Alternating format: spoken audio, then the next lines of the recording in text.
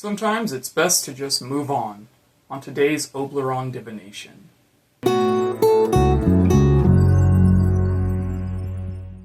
Greetings everyone, I'm Oblyron, Lord of the Underworld and consort to the most lovely Hecate.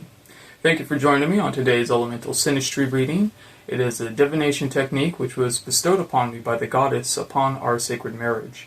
It involves the tarot, the 5 elements, and astrology. This is a collective reading, and with all collective readings, take what resonates, discard what doesn't, and remember, it should only confirm your intuition and what you already know, not necessarily be advice. So, I draw a tarot card for each of the elements, and we start off with the element of spirit, which is represented by the bell. So let's see. Okay. We have an inverted 2 of swords, and essentially what that means is we're coming to the end of an impasse. We are being beckoned to step into renewed action. So definitely something on the spirit is telling us that now the time for rest is over, and we're ready to probably embark on something new, whether it be a new endeavor, perhaps a new relationship. Let's see where it goes and what the advice leads to. All right, my love. So what is the advice? Okay, so we have Mars in Scorpio in the 9th house. All right. So I roll the astrology die to basically see what the outcome or what the advice is. Alright, so Mars in Scorpio in the 9th house. I roll the first time for the decan, the first time for the house, and the second time for the decan. And we get another 9. So, okay, let's line that up. Okay, so we are in the 3rd decan of Scorpio, which has to deal with illusions, or I should say a sort of daydreaming, kind of either coming to an end, or perhaps maybe we're still stuck in it. But with that being in the 9th house, which is Sagittarius, essentially what it's saying is that we need to look deep within our illusions. We need to look deep within ourselves on perhaps a more esoteric or spiritual meaning in order to discover this. And with Mars being that guiding planet, it is essentially saying to take a good, long, hard look at oneself. Only in looking at ourselves and in analyzing what we feel and what we're doing can we really begin to understand what direction we need to take. So a lot of reflection within that particular reading. Let's move right along to the next element, which is the element of fire, represented by the wands. Now the fire represents our drives and ambitions, and let's see, what does the element of fire have to say?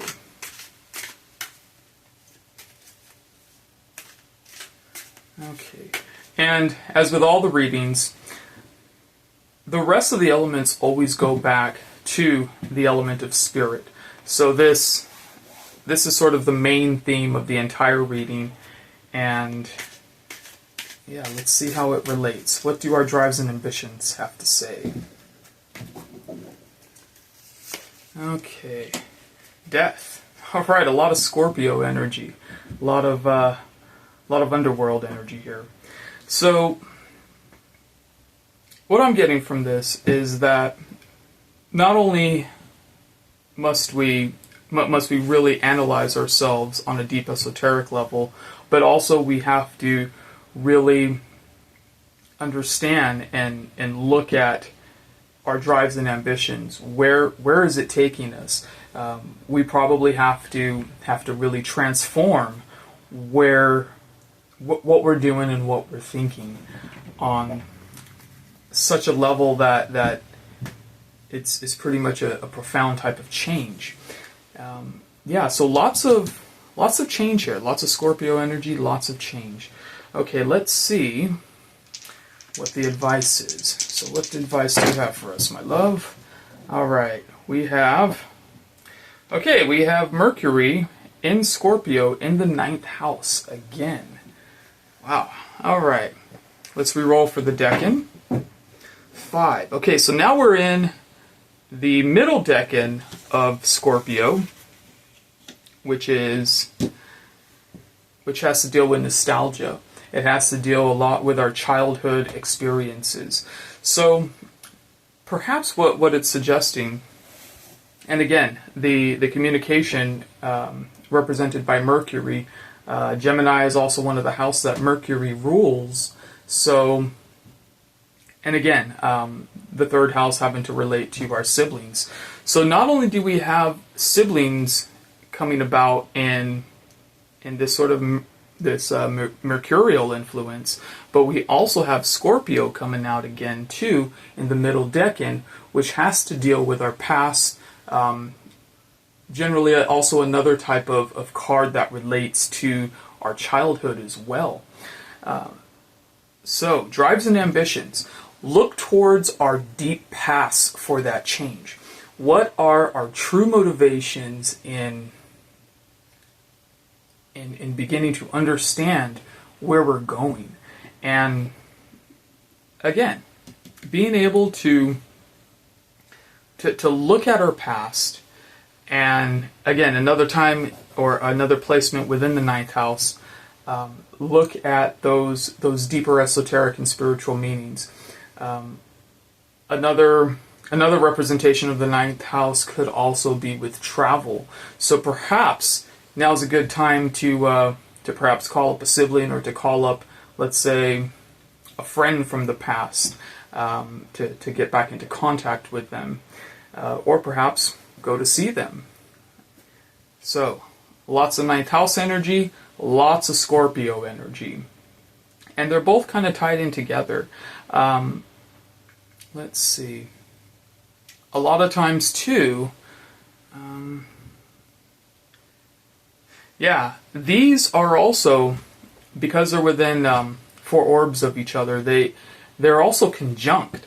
So that also amplifies the energy between what is happening in spirit and between the element of fire. So spirit is definitely saying to reconnect with our past in some way in order to go forward. All right, let's see. Let's keep going. So now we have the element of air, which is represented by the swords. All right, love. What is the advice for the element of air? Inverted 2 of Cups. Not surprising. So, yeah. So this generally signifies, let's say, the ending of a relationship or some type of a betrayal in a relationship. And with it affecting the element of air, we can also expect it to probably have to deal with some type of communication. Now, with this 2 of Cups energy, this inverted 2 of Cups energy, it could also suggest that perhaps this is less with siblings and more with a significant other, or let's say with someone who was very close to us at one time or at one point. And all right, let's see what the advice is for this. Okay. So we have Uranus in Libra in the 8th house. Okay, more Scorpio energy, more energy of change, and yeah, not surprised that we have that inverted 2 of Cups. Let's re-roll again for the decan. All right, the first decan. So, okay, let me line this up a little bit. All right. Okay, so the first decan of Libra is also this Two of Swords energy. And with Uranus influencing that, yeah, it's definitely saying that there needs to be a change or some kind of disruption to this. We need to look at things a lot differently. And again, this is also in the 8th house. So this would definitely imply, let's say, some type of transformation and deep reflection regarding our relationships. It could also signify, okay, another thing, perhaps the relationship to, let's say, our siblings was also destroyed because of some type of inheritance. The 8th house is also very, very characteristic of death and inheritance. Those types of transformations that happen when we leave this world. And again, Uranus saying, okay, you have to take things from a different perspective. You have to look at things differently. So, let's see what else we have here. Yeah, definitely a lot of change, a lot of transformation, a lot of Scorpio energy, a lot of profound transformation, and a lot having to deal also with our relationships, our interpersonal relationships. So, yeah, definitely look to the people who have been in our lives, and definitely look to our past in order to find this renewed action, which is about to come to us. Okay, let's move along. So, we have the Pentacles, which represents the element of Earth. Okay. What is influencing the element of Earth? Inverted King of Cups. Alright, so this would imply, this is starting to make a lot of sense now.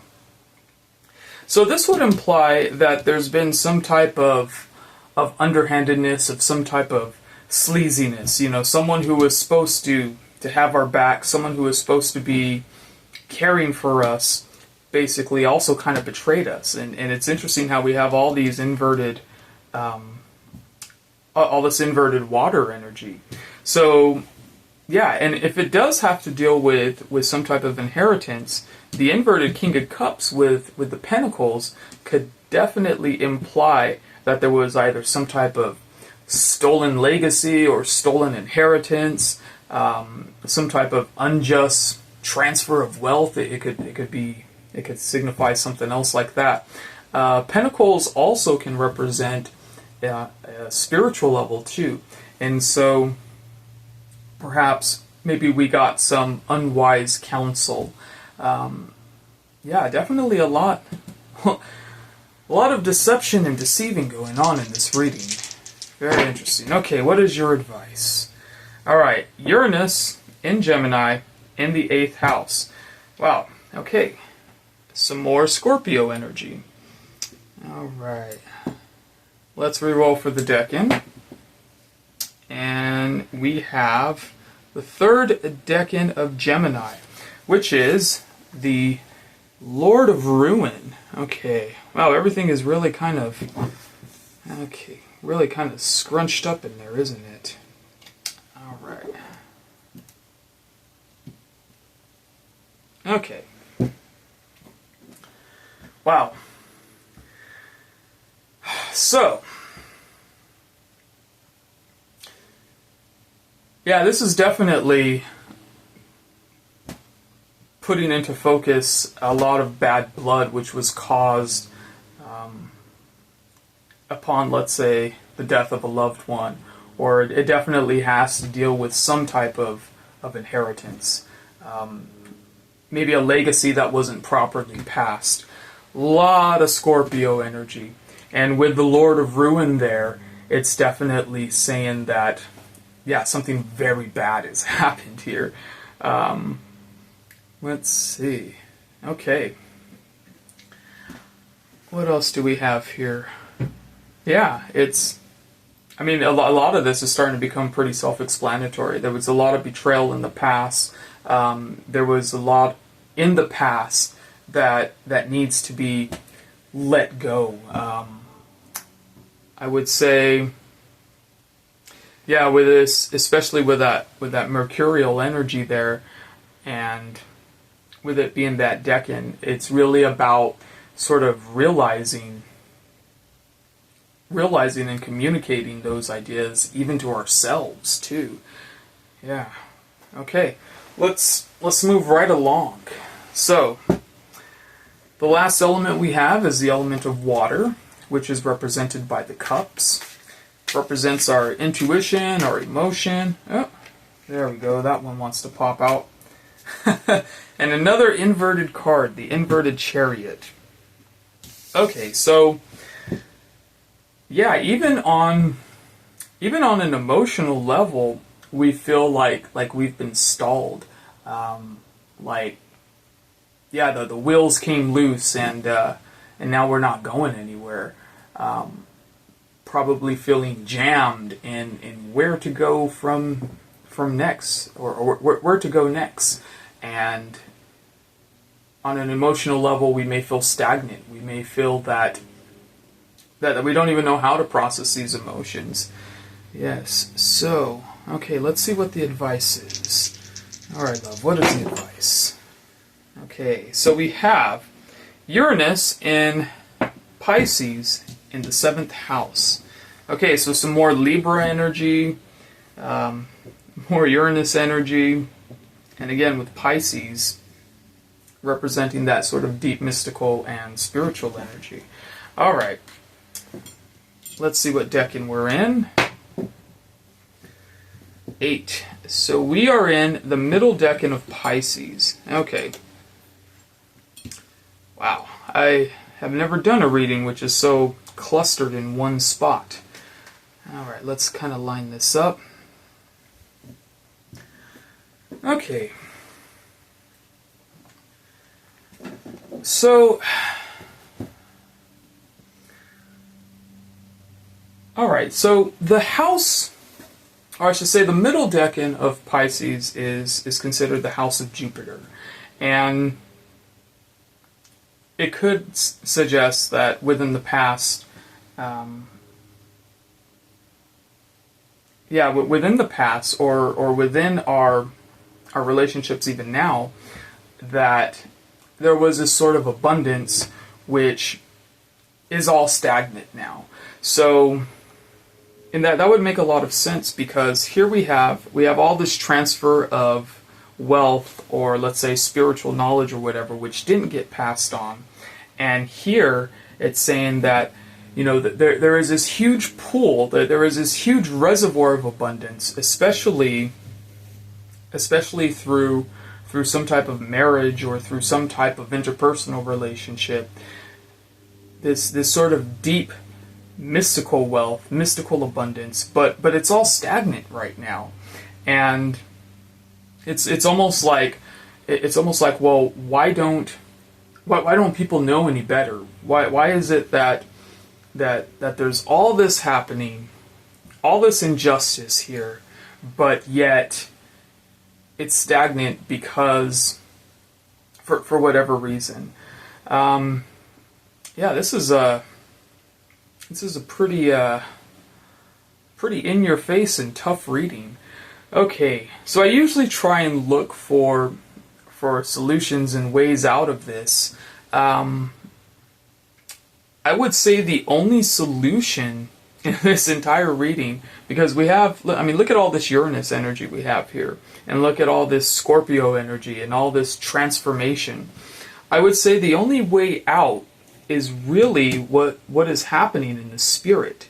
And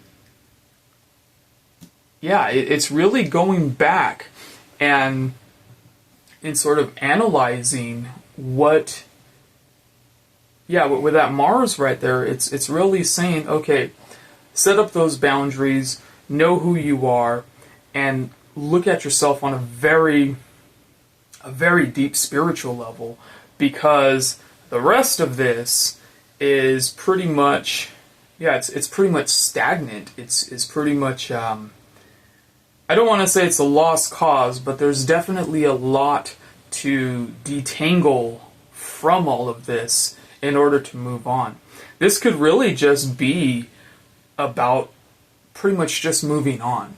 No matter how bad the situation gets, no matter how much of a quagmire you're stuck in, or stuck in the flotsam and jetsam, all that kind of stuff. It's really just about moving on. Yeah. Okay. Let's go to. I'm going to pull out an oracle deck, just because this reading is so stuck in the mud, I guess you could call it. Okay.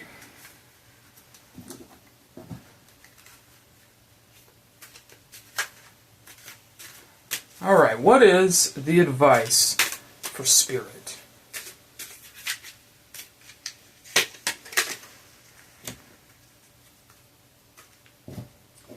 Instead of pushing yourself so hard, stop, breathe, and reevaluate. You are doing enough even if it doesn't feel like it. Don't wear yourself out to the point of exhaustion. It is not worth it. Balance your time more wisely. Yeah, so I would say that's definitely a message to sort of move on. A message to again, just, you know, that there's nothing you can really do about it. There's a lot of stagnation. There's a lot of transformation. And there's basically a lot of disruption that needs to happen. And a lot of this stuff, these other four elements, it's pretty much out of your control. So don't stress out so much about it. Be able to move on from that. Okay, what is the advice for fire? If you find yourself stuck in a situation you are unhappy with, ask yourself, why are you still there? Is it fear of the unknown? Leaving toxic situations or people can be the best thing you could do for your soul and your spirit. Be fierce, which also is about fire as well. Again, another message very similar to what the other one is saying is, yeah, and with it relating to the element of fire, what are your motivations? What are your drives and ambitions in being able to try and rectify the situation or whatnot? Okay, let's move to the element of air. What does the oracle deck have to say about that? Okay. It is time to hit the reset button. Clear out the old so that room is available for the new to enter. Trust that better things are coming fast. Prepare to move to the next phase of your life. This is your rebirth. Welcome to this beautiful brand new energy. You've got this. Alright, now, so that was the one related to the Two of Cups and sort of the betrayal in the relationship. And again, that's the one with Uranus guiding that. So again, another sort of move on from this situation type of reading. They all seem to be saying the same thing. Alright, let's go to the element of earth. What does the Spirit deck have to say about the element of earth? Okay, if you are noticing changes within yourself, it's because you are leaving the old version of yourself behind. You are evaluating and shedding unnecessary layers. Old circles are ending, and new beginnings are on the horizon. You deserve this new chapter. Okay, so that has to relate to the King of Cups and the Pentacles. And yeah, that's the Lord of Ruin. So it's, again, move on.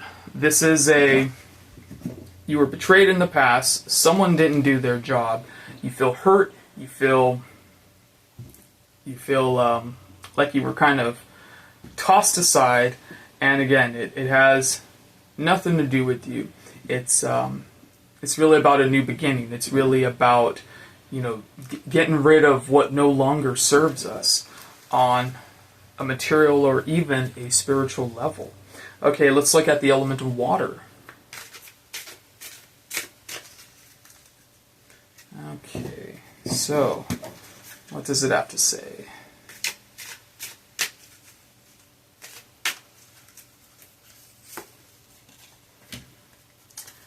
When a door doesn't open, don't waste your energy trying to make it open. It is closed for a reason. You are being redirected to something far bigger and better.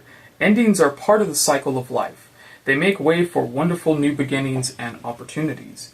Alright, so all these stagnant emotions, all of this energy which isn't going anywhere. And again, it is about closing that door and moving on. So, yeah, I think the Oracle cards kind of reconfirm what Spirit is trying to tell you, is that it's really about moving on. There's so many injustices, there's so many things that are beyond your control or our control, and it's just time to move on. And only in the process of moving on can we begin to have this renewed action, which is keeping us stuck. Alright, so if you've resonated with this reading, then leave a comment below and let us know how you've resonated with it. Also, don't forget to hit that like and subscribe if you haven't already done so. And may Hecate illuminate your path and guide you at the crossroads.